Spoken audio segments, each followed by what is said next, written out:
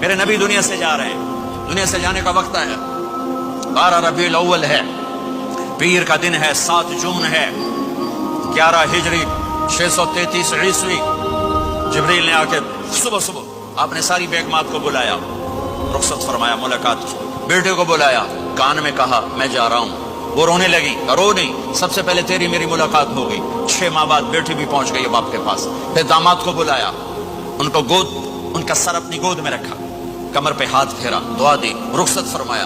آخر میں اپنی آنکھوں کی ٹھنڈک کو بلایا، کون؟ حسن اور حسین، کہ میری آنکھوں کی ٹھنڈک حسن اور حسین، میرے جنت کے پھول حسن اور حسین۔